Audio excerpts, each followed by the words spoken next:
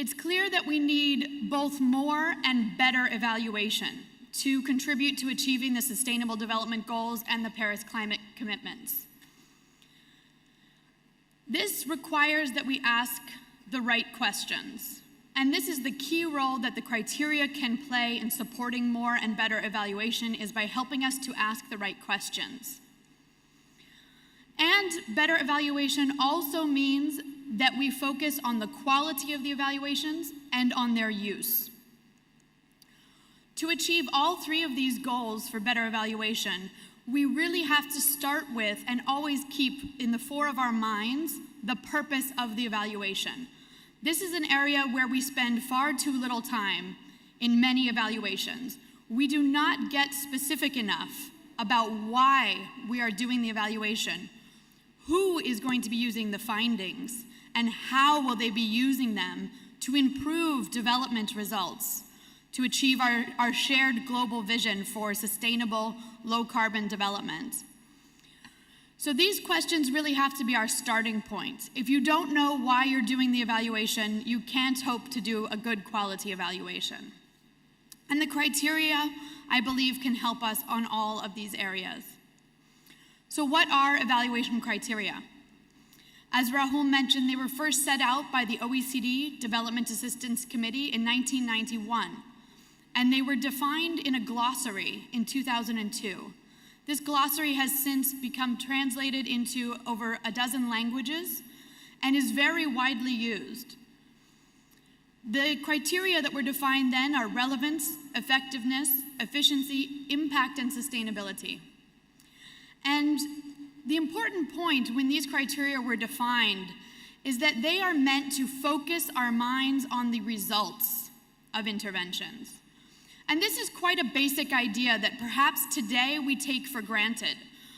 We've become so used to using these terms like impact and effectiveness that we forgot the original intention of these criteria was to help move us past looking at inputs and activities. So not saying something is a success simply because we have spent a certain number of millions of dollars or Egyptian pounds. Since these criteria began to be used, they've really become the cornerstone of our evaluation profession and as a cornerstone of our practice. As we've mentioned several times, they're widely used. We have many colleagues here from national governments who can share examples from Nepal, Sri Lanka, Uganda, elsewhere in the world, where these criteria have been adopted and used in national governments. They're widely used by civil society organizations. We even had colleagues from the NATO Strategic Allied Command interested in using these criteria to evaluate their development-related military activities. So they're very broadly used. And they are a very broad guide that helps us think about and explain change. The last point I want to make about the criteria and what they are is that the criteria are normative. This means the criteria tell us what we want to see. So we mean every policy that's implemented by a government should be relevant, it should be coherent, it should be efficiently implemented to achieve results, it should be effective at achieving its objectives, it should have an impact on people's lives that is positive, and those benefits should be sustained over time. So this is the normative role that the criteria are meant to play. And why do criteria matter? I'd like to share with you a quote from Thomas Pynchon, who is an American novelist, who said, "If they can get you asking the wrong questions, they don't have to worry about the answers." And I think this is an important idea for us as evaluators, working to hold our national governments to account for the policies they're implementing. Because if we spend time evaluating the wrong questions, we're not only wasting resources, we're also distracting public decision makers and the general public from looking at what really matters. So this question of asking the right questions is really critical. And that's where we believe the criteria can be helpful, and that these new criteria will provide a lot of new material for us to ask the right questions. So we have begun, after this global consultation, to update the definitions of the criteria, and this is an important step. But the evaluation criteria, as we've said, are just the foundation. They're the beginning point for thinking about asking the right questions and doing good evaluations, but they're not the whole house. It's also about who is asking the questions. Who gets to decide what questions are asked? Because we all know that evaluation is not simply a technical exercise. It's also about power. And it's about who has power to ask questions and who has the power to answer questions. So this question of how we answer evaluation questions is also critical. And we support diverse use of evaluation methodologies and approaches that are suited to answering the questions and based on the evaluation purpose and context. Even the best criteria, if used in the wrong way, if used mindlessly and mechanistically, can be harmful and unhelpful. And even the worst criteria can actually be quite useful if they're applied in a thoughtful way. So our focus has now become, through the experience of discussing with our evaluation colleagues, on how to support better use of the evaluation criteria as well. And I'll share a little bit some of our thoughts on that at the end. So I will now go through our new definitions. And the aim of these definitions is, as I've said, to improve clarity and use of the evaluation criteria for better evaluation. Each criteria can be thought of as a lens, a perspective that we take to look at the intervention. And by intervention, we could be talking about a project or a policy or a program, a thematic area. So we're using that term very broadly. The criteria give us a lens that we can look at its process of implementation and its results. And together, the criteria give us a complete picture. What has been achieved, why, how, who has benefited, and in which ways. These new criteria have a number of features that are responding to what we've heard in our global consultation. First, we have a set of new and improved definition for the traditional 5 criteria. Our aim was to retain the conceptual clarity and keep the definitions as simple as possible.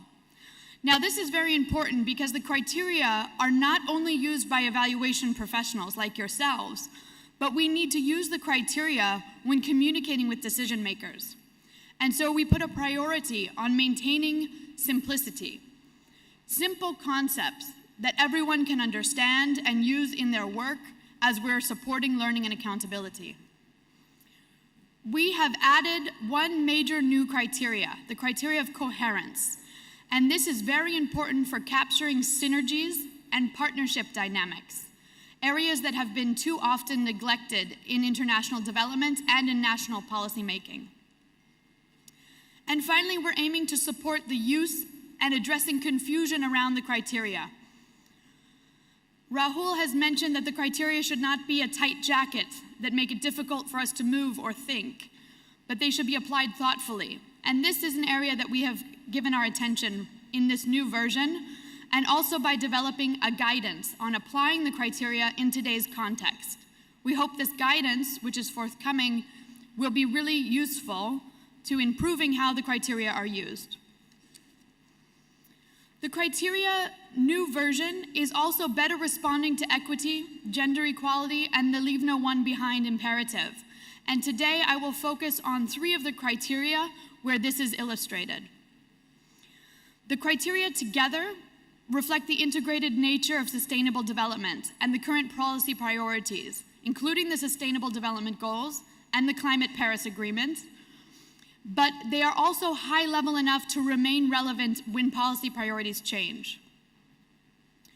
We are trying to promote a more interconnected approach, and especially to raise attention to the questions of trade-offs.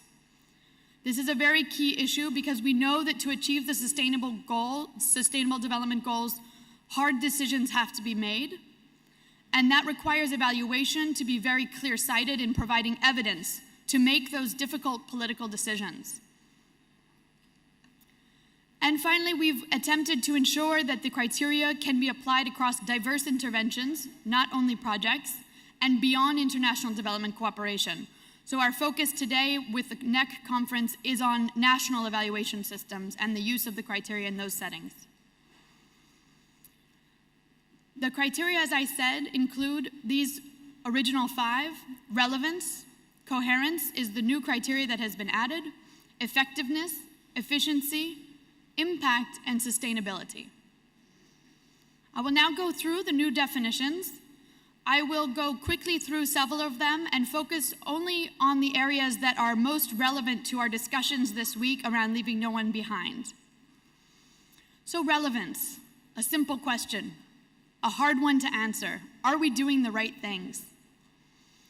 Relevance is about the extent to which the intervention objectives and design respond to beneficiaries, global, country, and partner needs, policies, and priorities, and remain so if circumstances change. Relevance assessment involves looking at differences and trade-offs between priorities and needs. I'd like to draw your attention to 2 important changes. The first is putting beneficiaries, affected communities, first in this list, because we believe that beneficiaries not only have needs, but they also have priorities, and beneficiaries should be in the driver's seat in deciding what projects need to be carried out, which policies should be taken forward. Also, we've raised your attention here at the bottom to looking at differences and trade-offs. We often behave as if all policies that have been decided or the policy priorities decided by a national government reflect a unanimous decision of the people of that country, and we know that's not the case. There's no one country around the world where we have equity and social inclusion for all peoples. And so when we're looking at the question of are we doing the right things, we need to look at who is answering that question and to look at the differences between maybe women's priorities and men's priorities or indigenous people's priorities and those defined by the national government. This is opening the door for evaluators to ask important questions about these trade-offs. How well does the intervention fit? This is the new criteria of coherence. It looks at the compatibility of the intervention with other interventions in a country, sector, or institution, and the extent to which other interventions either support or undermine the intervention. This includes both external coherence, so between 2 development actors, as well as internal coherence, and this important issue of policy coherence, where, for example, we need to be looking at whether OECD countries' development policies are supporting infrastructure developments that are in line with their Paris Agreement's commitments on reducing climate pollution. So this issue of internal coherence is very important, and this area has been neglected previously. Is it working? Everyone's favorite criteria, as far as I can tell, effectiveness. This looks at the extent to which the intervention has achieved or is expected to achieve its immediate objectives. It also involves determining the intervention's direct outcomes, including any unintended or differential outcomes across groups. Now, you will notice 2 very important changes to this definition. It is not about only achieving intended objectives anymore, but it's also about looking at unintended effects. This is an area that, unfortunately, because previously unintended effects was included under impact, which was often left out, has been neglected. And we really want to focus evaluators on looking at the unintended and the unexpected effects, as well as the equity dimension. What are the differential effects across different groups in society? And how can we weigh those up and balance them in concluding whether something should be considered a success or not a success? Are resources being used well? This is the important question of efficiency. It looks at how we're converting inputs, including funds, expertise, and natural resources, into results in the most cost-effective way possible. And the element we've added here is around as compared to feasible alternatives in the context. Efficiency is not only about funding the cheapest option for achieving results, and this is critical when we're talking about leaving no one behind, because reaching the bottom billion, reaching the last people who have been left furthest behind is going to be expensive. But it's worth it if we're looking at those costs in relation to our shared objective of bringing everybody on to track with the Sustainable Development Goals. So we need to keep in mind a careful and thoughtful application of efficiency when we're talking about an equity-focused approach. Is the intervention making a difference? Impact. This criteria focuses us on the significant positive or negative, intended or unintended, higher level effects. Impact addresses the ultimate significance and the potentially transformative effects of the intervention. It does so by examining the holistic and enduring changes in systems or norms and the potential effects on people's well-being, human rights, gender equality, and the environment. I think impact is a very important criteria for us as evaluators, and I'm sad to see that we've spent so much time on impact evaluation methods wars, when what impact is meant to focus our minds on is, does this intervention matter to people? Does it matter to the planet? And we need to focus on these high-level questions because we have too many small projects that are not addressing root causes. And as we've discussed yesterday, the transformative imperative of Sustainable Development Goals says that we must stop treating symptoms and we must look at root causes. That requires transformational change. And if we as evaluators are not equipped to ask the right questions about transformational change, if we're not looking for transformational changes, then we will not live up to our full potential of contributing to the Sustainable Development Goals. And finally, will the benefits last? The important shift here in sustainability is to look at the continuation of the positive effects, but to look at it from multiple dimensions: social, environmental, economic, institutional. In order to sustain benefits, we need a number of systems and capacities. This new definition draws our attention to that multidimensional aspect of sustainability. So now the important question, how to use these new criteria. As I said at the beginning, the criteria are only a foundation. It's up to you to build the rest of the house. On our first piece of advice, from having examined how the criteria have been used, is to be thoughtful and to be selective. Evaluation, the purpose of the evaluation has to be your guide here. We do not intend that every single evaluation should look at every single criteria. And in fact, I think we need to get much better as evaluators at looking at the costs and benefits of doing evaluations. Perhaps in certain settings, it's better not to do an evaluation than to do a poor quality evaluation that is going to be misleading to decision makers. So we need to be thoughtful. Which criteria are most important in this context and evaluating this intervention? Thoughtful, selective. You are also very welcome to add additional criteria or to leave out certain criteria as you institutionalize these criteria in your national context. So this question of context is our second piece of advice on how to use the criteria. They should be contextualized and prioritized based on your own context. Contextualizing means not only looking at whether there are differential group effects, for example, under effectiveness, across men and women, but what are the differential groups that matter most in your national context? That might mean looking at children with disabilities. That might mean looking at indigenous people and tribal groups. But we can't define that as a global community. That has to be decided within each evaluation to serve the purpose of that evaluation.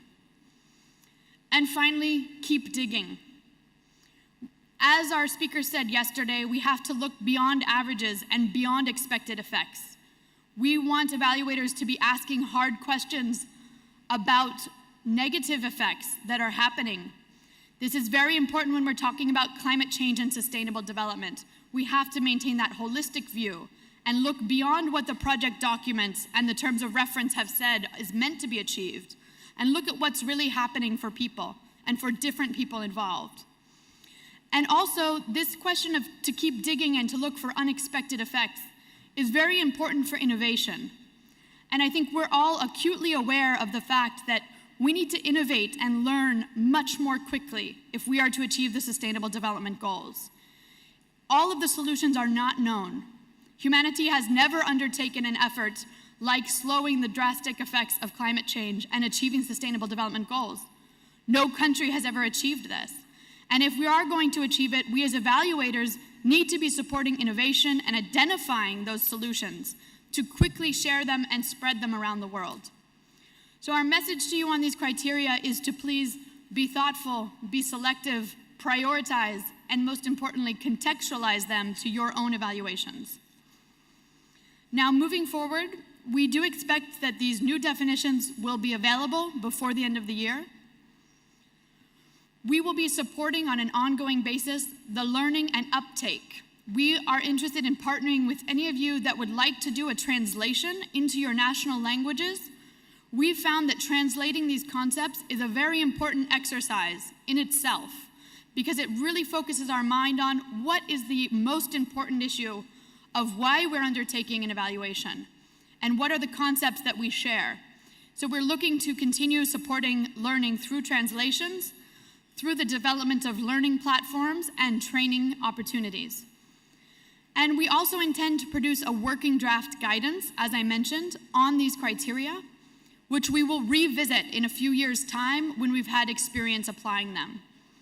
So looking forward, we look forward to hearing from you about the houses you have built on this new foundation.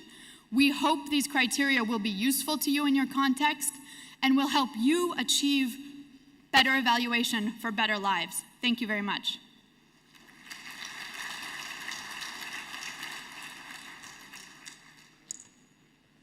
Thank you, Megan. That sets the scene very nicely for the panel discussion. And may I remind you, and particularly those that have entered the room a little bit late, that we're going to offer you the opportunity at your tables to discuss the criteria, to discuss what you have taken away, and to discuss any questions that remain in your own minds. Okay, so it's my great honor now to introduce and to have the panel discuss these criteria from their own different perspectives. And first off, on this very important day for Botswana, I'm delighted to introduce Professor Bageli Chalisa, who is the professor at the Postgraduate Research and Evaluation Program at the University of Botswana. Professor Chalisa.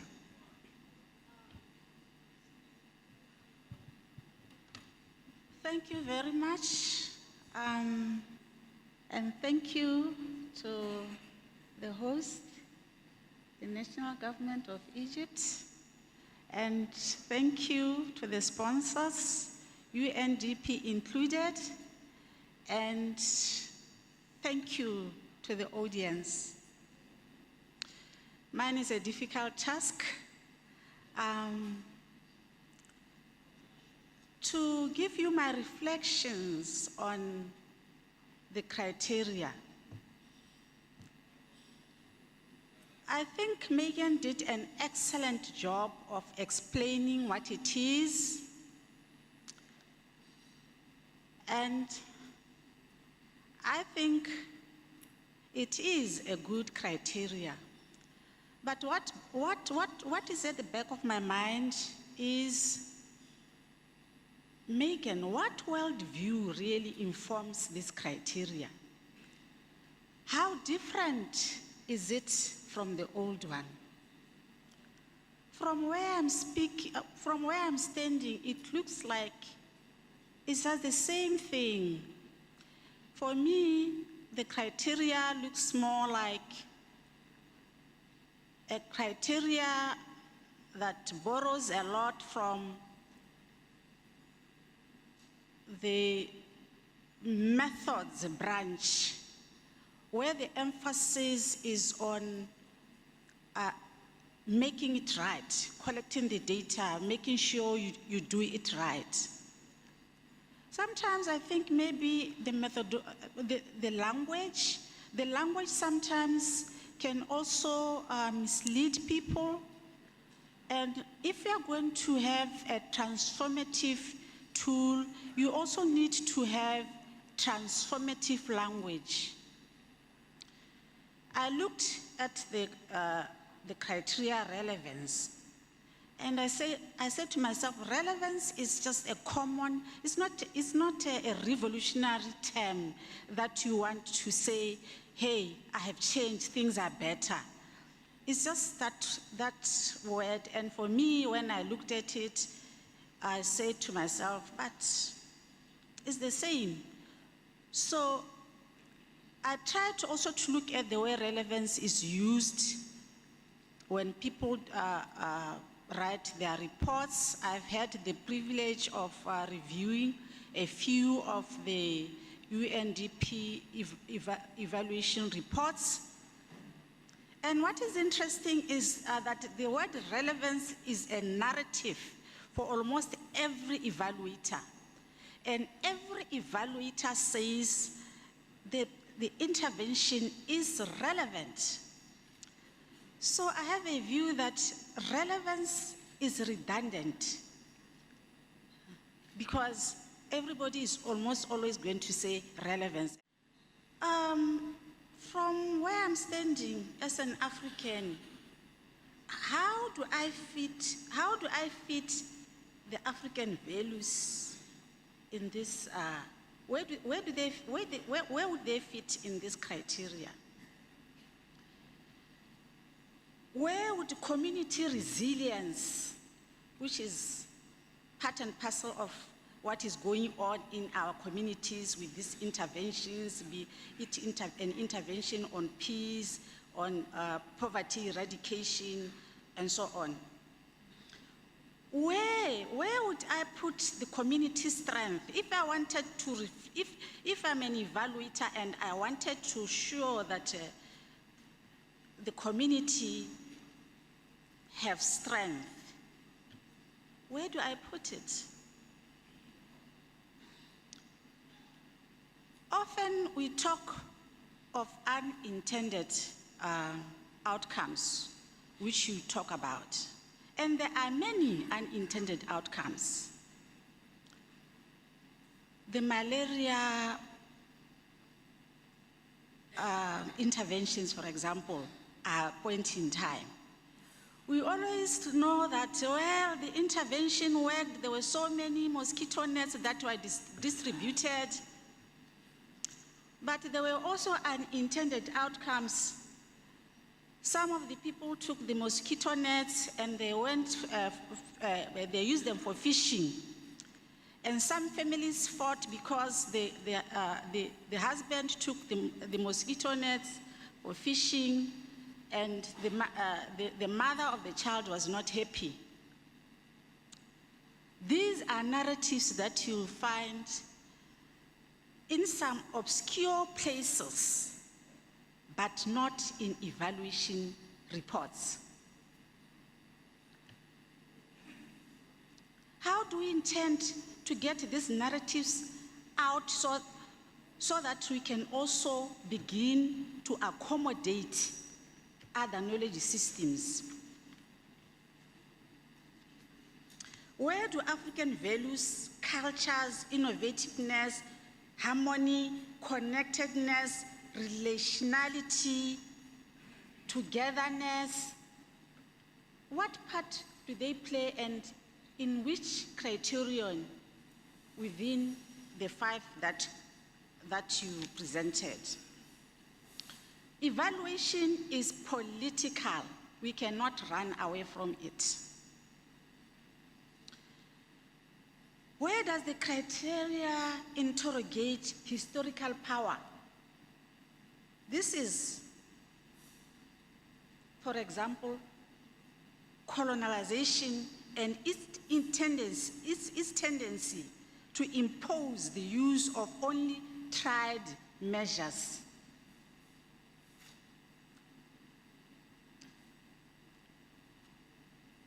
Where does political power fit in the criteria? When partners fight over what is relevant, where does societal power come in? When the beneficiaries say, we cannot use this clinic because it is buried, it is built where our ancestors were buried. when are we as evaluators going to interrogate these dimensions of context? As I said, most of the time when we say context, we are talking of descriptions, anthropological descriptions of who the people are. When do we address relational power, institutional dynamics, and power structures? In some of the reports that I have read, the intervention doesn't work, or it did not work as intended, and the evaluator just glosses over these power dynamics. It's as if they are not supposed to be interrogated. And yet, these are the things that matter. These are the things that matter. Societal powers that force those that are at the bottom to remain at the bottom. We look too much into objectives, and context is not addressed in detail. I have a wild suggestion to make, and my suggestion is it's a good criteria, but let's try to excite it. Let's make it more exciting. And that criteria that you call relevance, for me, that is one of the criterion that is very important. But I would say that you use a different term. And I borrow from Cardin, one of the evaluators, who say that we need to have a branch that we call context and aspirations.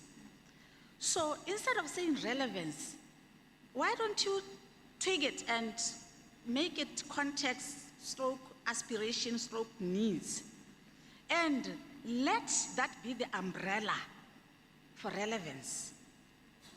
And if you do that, that will put pressure on evaluators to conduct culturally responsive evaluation.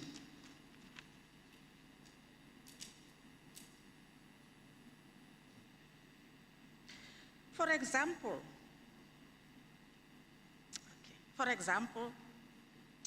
in my review of the reports that I've seen, we still tend to, although people say we're going to use mixed methods, you find that it's invariably quantitative. There is no qualitative data. In other words, the beneficiaries cannot speak. They cannot speak in their own voice. There is a lot about missing data in most of the reports. But my take is, okay, there's missing data, so yes, that is a problem. We are not, data collection in some of the developing countries is a problem. It's not going to improve very quickly, but the people are there to tell their stories. Why not take advantage of the people and let them talk their stories? So, in conclusion, I would like to say that the criteria is a good beginning, but we still need to bring in untried measures. We still need to bring in marginalized, local, indigenous knowledge systems. We still need to put more emphasis on the beneficiaries as people that can solve their own problems. A lot of times, the interventions are just but solutions looking for problems. And the criteria does very little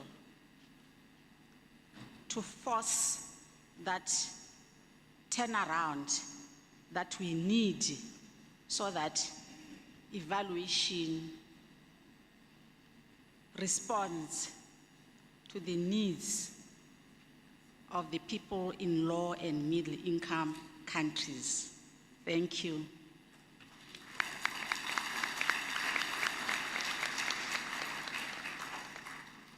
Thank you very much, Professor Chilisa, for that very useful challenge.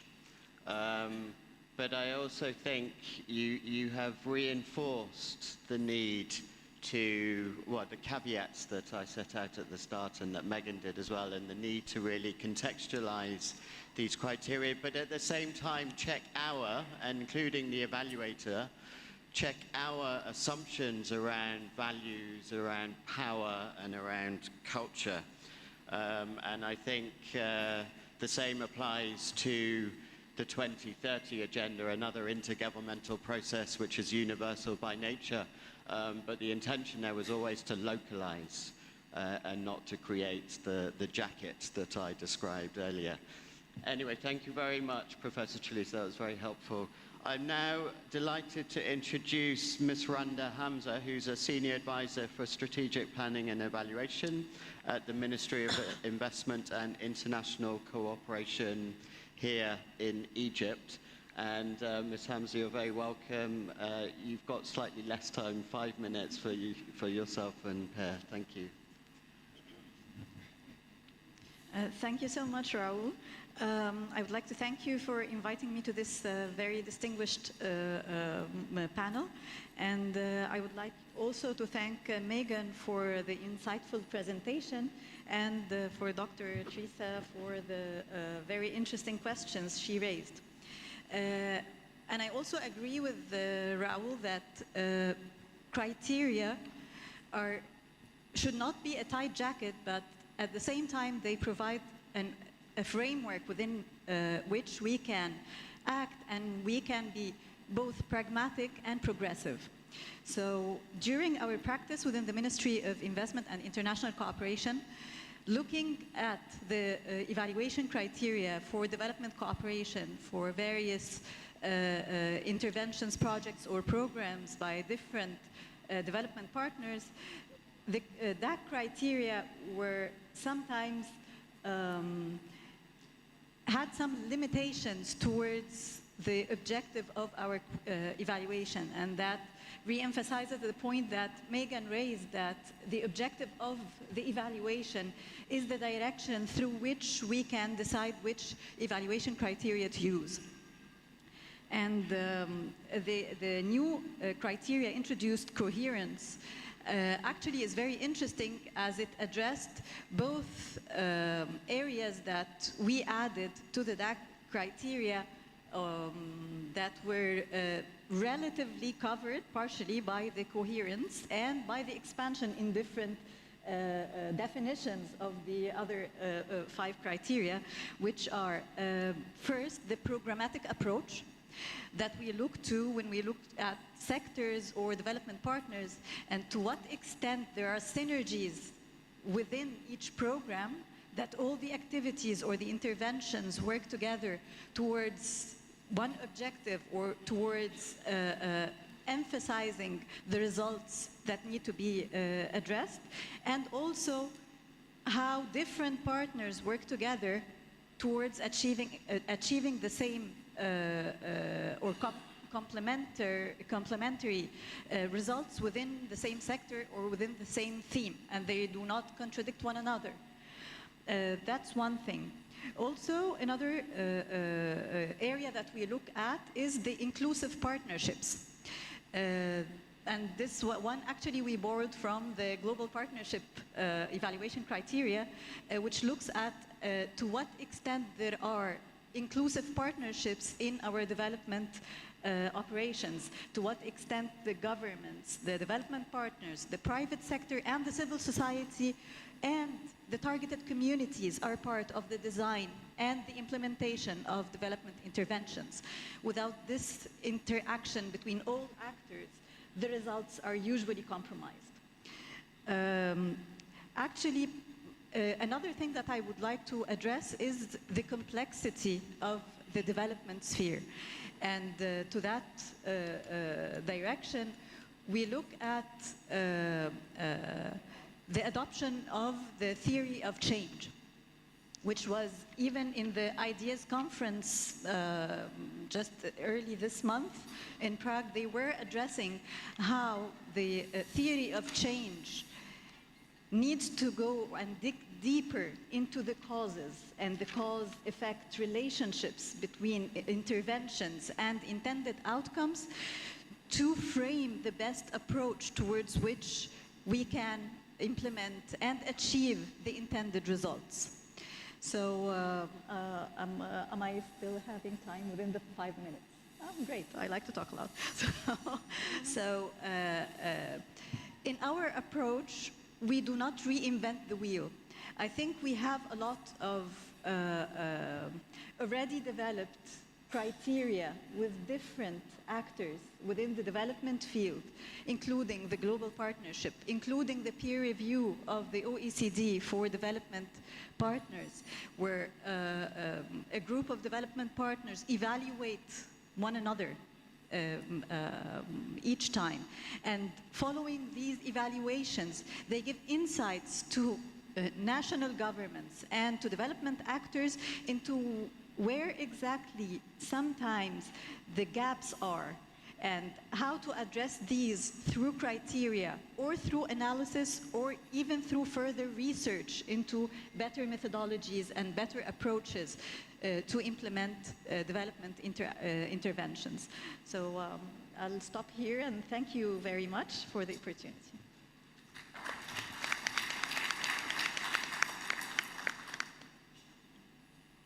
Thank you very much, Ms. Hamza. I'm going to now finally turn to Mr. Per Bastow, who is not only the Evaluation Director of the Norwegian Agency for Development Cooperation, in case that was not enough at Norway, he's also our esteemed chair of the OECD DAC Evaluation Network and has provided real guidance and leadership in this process. So, Per, I'm delighted to introduce you. Thank you so much, Rahul. I'll try to add some aspects in the debate by talking about how we use the evaluation criteria in our evaluations in the Norwegian Development Cooperation. My department is looking at all aspects of the implementation of Norwegian development policy. But evaluation is also happening in all other parts of government. And there is a good collaboration between the different evaluation departments in the government. What we do is to use the evaluation criteria in all our evaluations, but only to consider some aspects with the evaluation design. The most important question that we ask in any evaluation is, like the professor from Botswana said, is to define the purpose and the scope of the evaluation. It needs to be, I'm often struggling with my staff on this because they often phrase the purpose of an evaluation to come up with some learning in a general sense. It needs to be much more specific.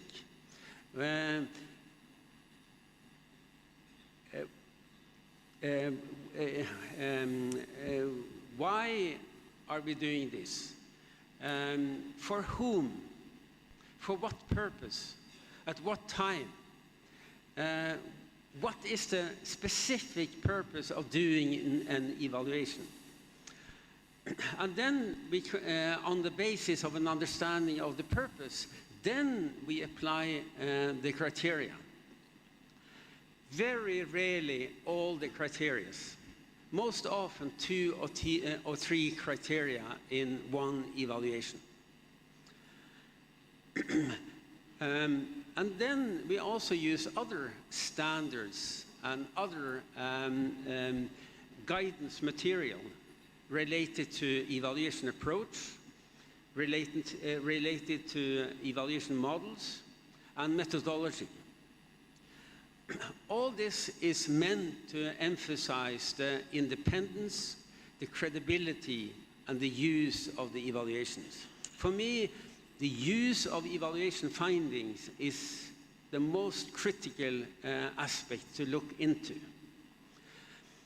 I've been doing evaluations for the last 30 years in many different settings.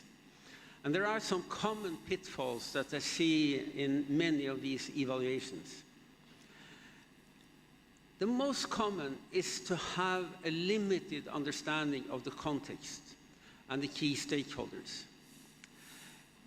This also applies to the learning culture, how organizations learn, how management act on the basis of evaluations and other assessments.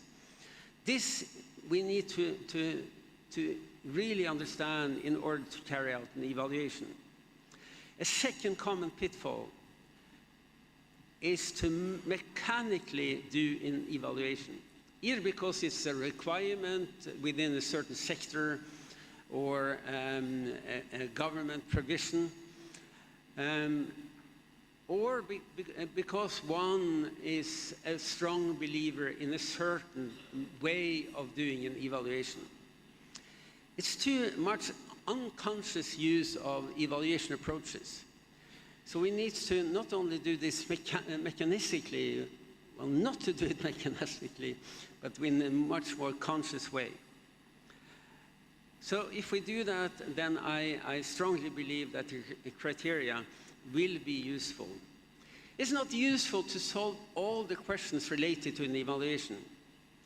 There are so many other questions that needs to be looked at, not using the criteria, but to use our common sense, our understanding of the context, the relevance of the intervention. All this needs to be taken into account. If this is done, I strongly believe that the criteria and keeping the criteria, I mean, they have proven the value over so many years. I do believe that the adaptation we are doing will make an improvement on the applications of the criteria. But I look forward to listen to your experience also. Thank you so much.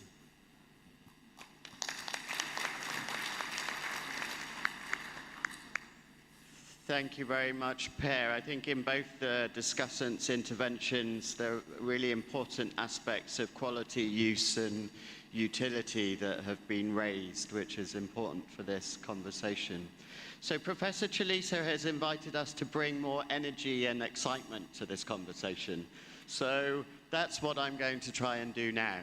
I'm going to break all protocol for plenary discussions, and we're going to invite you at your tables to spend the next 7 minutes to talk about, at your table, what you have taken away from this conversation in the context of what you do day to day and in the context of what you will be doing when you leave this beautiful Hurghada. So what do you really take away from this conversation? And secondly, do you have big questions that have arisen as a result of this conversation? Now, we won't be able to obviously go around all of the tables and get your feedback, but Megan, Per, and myself are here for the rest of the week, and if there's questions that are unanswered, we will be very happy in the course of the week to try to answer them. But we will certainly try to get a small selection of tables to raise some feedback from your conversations. So with your permission, I will invite you all to now spend the next 7 minutes talking at your table. Thank you. Ladies and gentlemen, thank you. There's a lovely buzz in this room, and it's a shame to stop it, but we want to leave some time for you to take some of the conversations you're having now at your table and to ask some questions that you might have of the panel. So could I, and we're going to take a small selection of questions from around the room. So could I ask you, firstly, to please stop talking, and secondly, could I ask you to raise your hands if you would like to ask a question of the panel.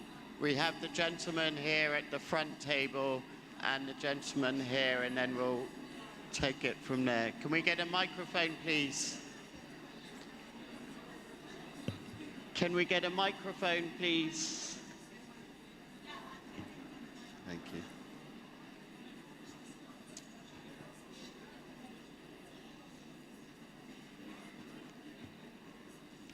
Yeah, just.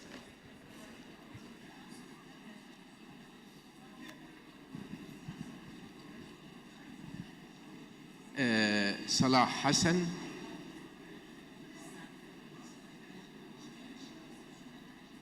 وزارة النقل جمهورية مصر العربية. معلش اسمحوا لي ان انا هتكلم باللغة العربية. انا هختصر قوي يعني علشان وقت الزملاء. هل ممكن نضيف معيار التوحيد وممكن يكون في مؤثرات على تحقيق اي معيار من المعايير دي، ان في اكيد مؤثرات جانبيه ممكن تغير او تؤثر في قيمه المعيار او نتائج المعيار. السؤال اللي انا اهم بقى اللي انا عايز اقوله ان انا بعتبر المؤشرات يعني جزء مهم جدا من عملية قياس نتائج التنمية المستدامة، بس المؤشرات مش واخدة النتيجة المرجوة في قياس تحقيق الأهداف التنمية. وإزاي نصنع المؤشر وإزاي نوحده وإزاي تكون سبل قياسه موحدة على مستوى العالم كله علشان نقدر نعرف برضو نقاط الضعف والقوة على مستوى الخطط القومية. شكراً. Thank you very much. We have a question on this table and then a lady over there. Yes, please.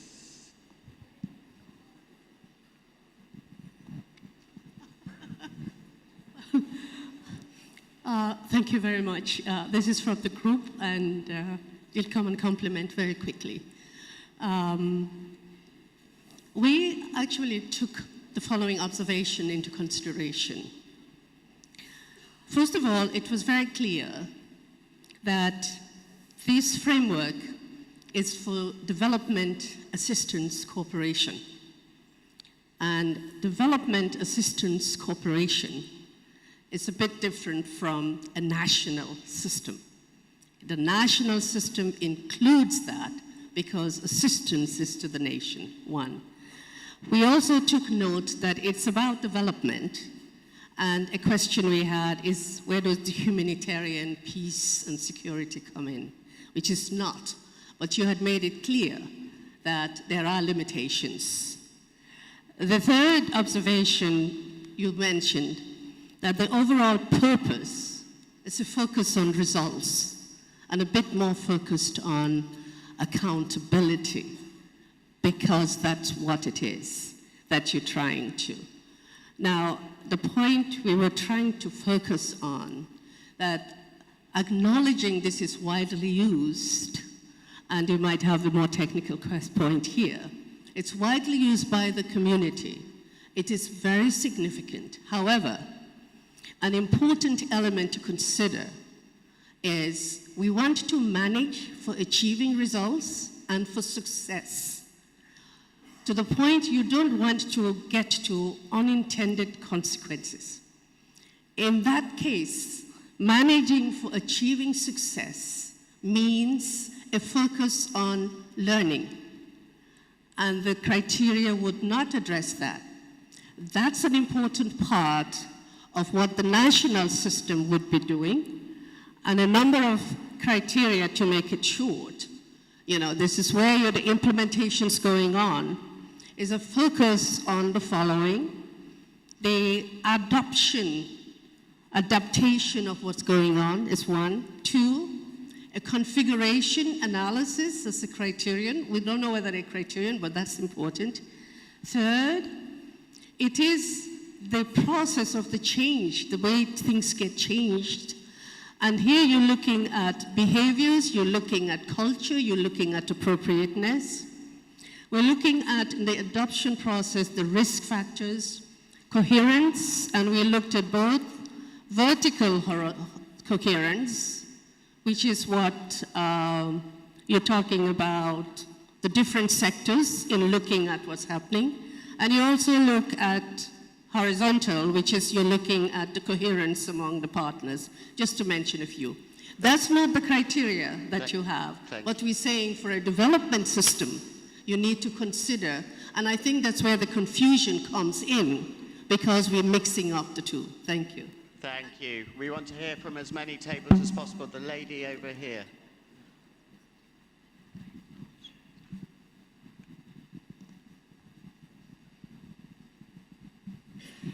Thank you to the panelists for the excellent presentations and the opportunity to discuss at the table.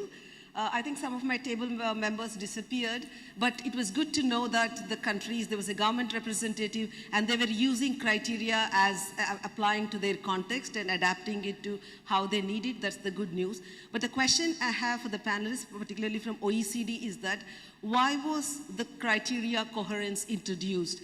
For me, it brings the confusion of whether the criteria is for donors or for the governments in the context of SDG, which earlier the question of Sukai was raising. And if you can share with us some of the discussions that went behind and what was the reason why coherence was introduced, because coherence can be part of effectiveness or sustainability, or can be a cross-cutting dimension of all the other criteria, and to keep it simple, because coherence makes it a bit more complicated. Thank you very much. Okay, thank you very much. Good question. Two more? Anyone from this side of the room? Yes, back here.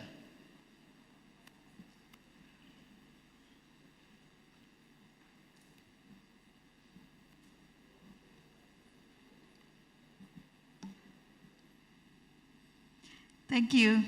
Thank you to all presenters, and I'm very impressed and very proud of to be in this section. My questions go to Meager, the first presenter, because you was talking about criteria, and I would like to know, in your experience, when you set up the criteria, will you first involve the government or the partners first to get the buy-in? Or, because in your presentation you focused that simple criteria will be used to present once the evaluation results are ready. And the last presenter, you also said that purpose or understanding of need of evaluation. When we talk about the purpose or need of understanding, I think when we say the target, will we also talk to our stakeholders, including the decision makers? Thank you. Thank you very much. One final question. Yes, in the middle of the room.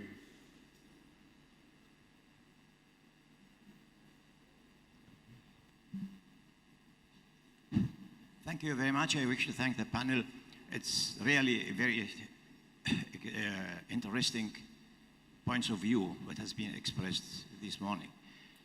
I just want to agree completely with the speaker who said that relevance, we shouldn't be given much effort in the end evaluation of the project. If the project is not relevant, why to continue working on the project? I think this should be evaluated while we are planning the project. So give more intention to this point when evaluating the plan of the project or the program. This is one point. The second point, the Paris Declaration in 2005 said that donor organizations should work together and using the planning and evaluation systems in the developing countries, recipient countries. How far this has been done till now. We are still using different methods of evaluations, different templates coming from donors and not of the countries. How many countries have their own? And when we will start to support the countries in order to have their own national planning and evaluation systems. One question to the Dr. Randa. How far, Dr. Randa, we have in Egypt, at least for the donor-assisted projects, international cooperation projects, a common system for evaluation of all projects? Thank you very much. Thank you very much. I apologize to the person in the middle of the room who was meant to have the question, but I'm afraid we've run out of time for that question. So, and I want to give just the opportunity for very brief responses from each of the panelists. We have a set of questions, I think, many questions around the target group for these criteria. We have a set of questions, I think, around the interconnections between the criteria. We have a question around the balance between learning and accountability in the use of the criteria. We have a question about why coherence was added when we're trying to keep things simple. And we have a set of questions around overall the buy-in for the criteria, and one specific question about humanitarian. So I'm going to take us in reverse order and ask Per to start with any responses. To all of the questions? To whichever ones you like. Thank you, Rahul, and thank you for the questions. Let me give a few reflections, maybe first to Sukai. Yes, Evalnet is working with evaluation departments in development cooperation. So these criteria are meant to be used in development cooperation. But at the same time, and that's my experience from Norway, but also from this process we have had around discussing the criteria for the last 2 years, that the involvement and the use of the criteria is happening in all different sectors and at all different levels. So while this is originally meant to be within international development cooperation, it certainly also serves a need in other settings. There is a lot of confusion around what evaluation is. Confusion when you discuss it with auditors, when you discuss it within result-based management community on results measurement.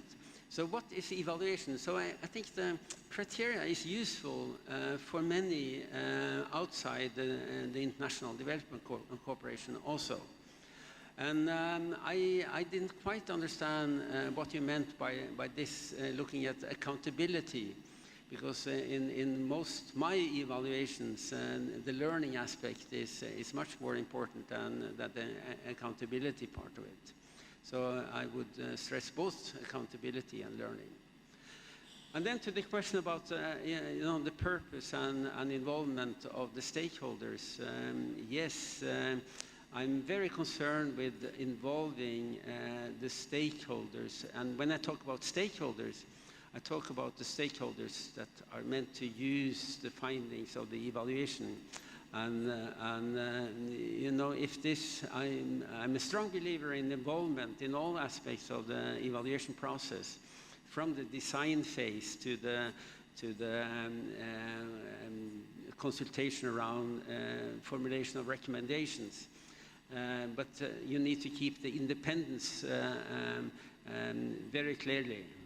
It is an independent exercise, but it needs to be credible and it needs to be relevant for the stakeholders.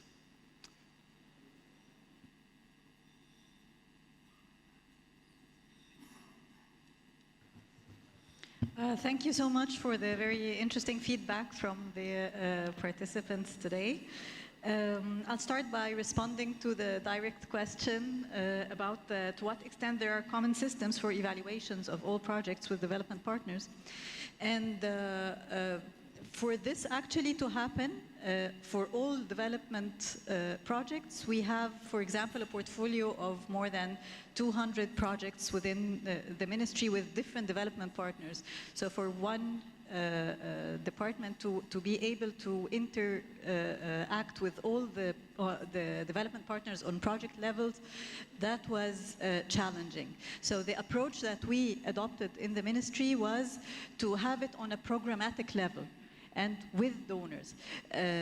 For example, it starts from the planning phase. For the medium term, we have the country programs with each development partner.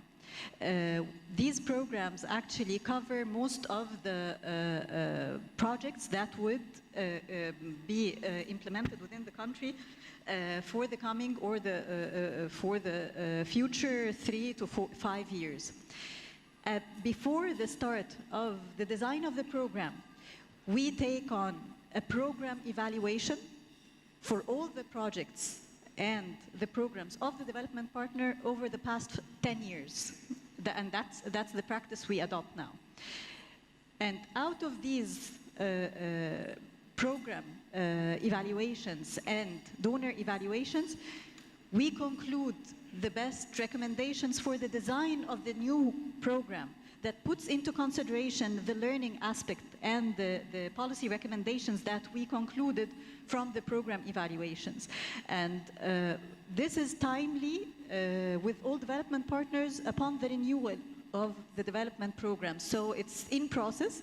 We covered a number of development partners, and others are in line for the new design of the program, the national program or the country program with them. So that's the part of the coordination that we have with the development partners.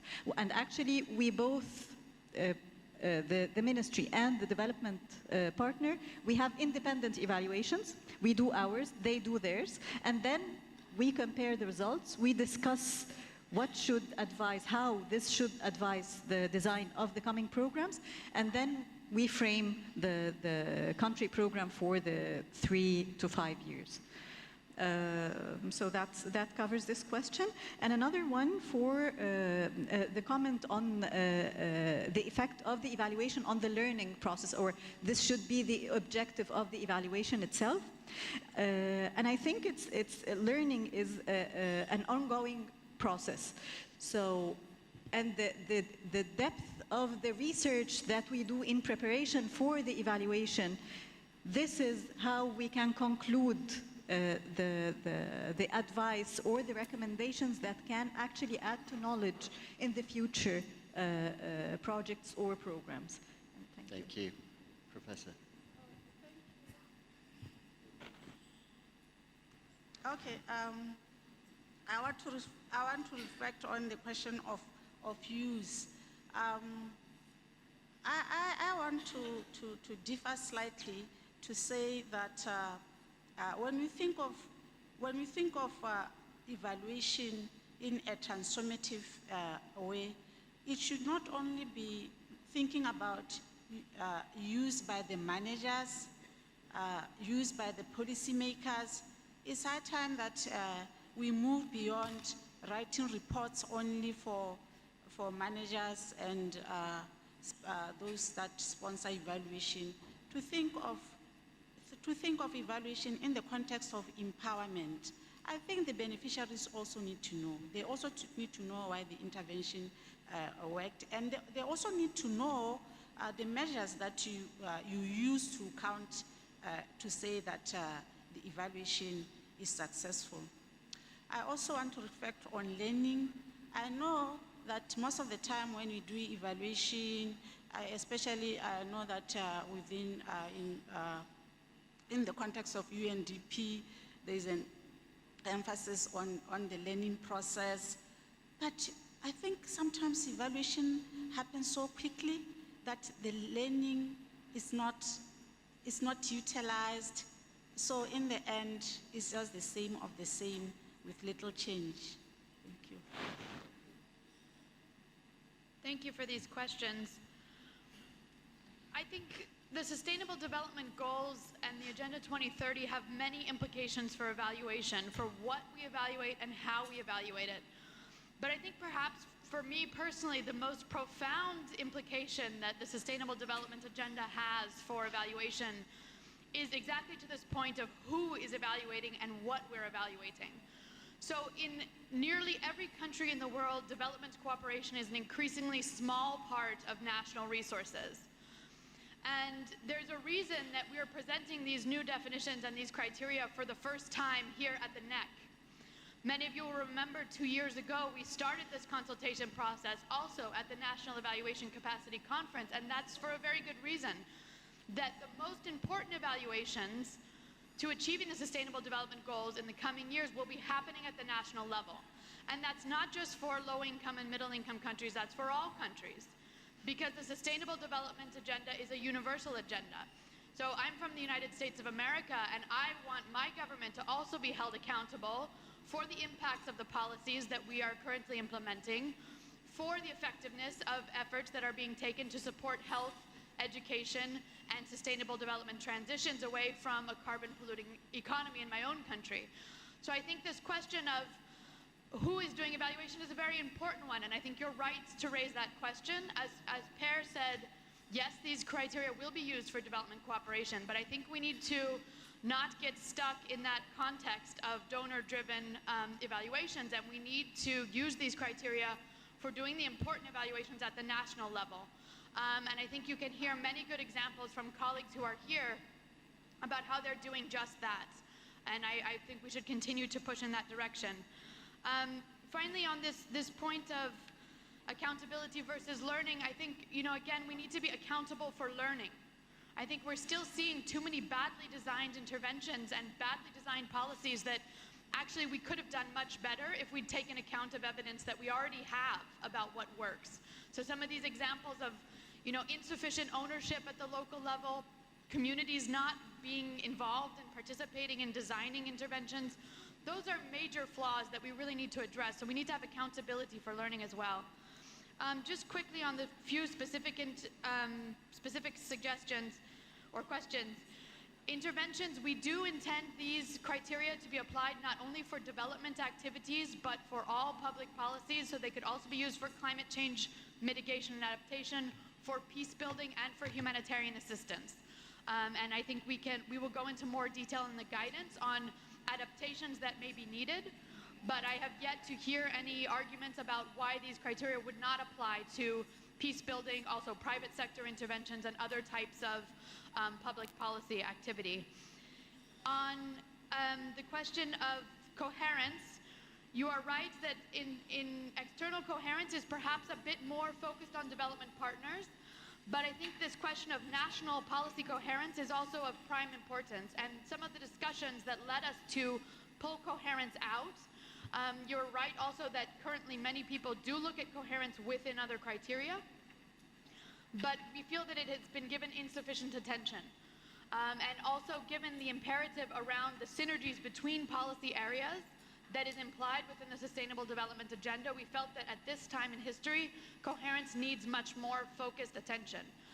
And also that by pulling coherence out of relevance, which is a related focus, that we would hope to address this issue of relevance, everything being relevant all the time. So really to raise the bar on evaluating relevance. Thank you.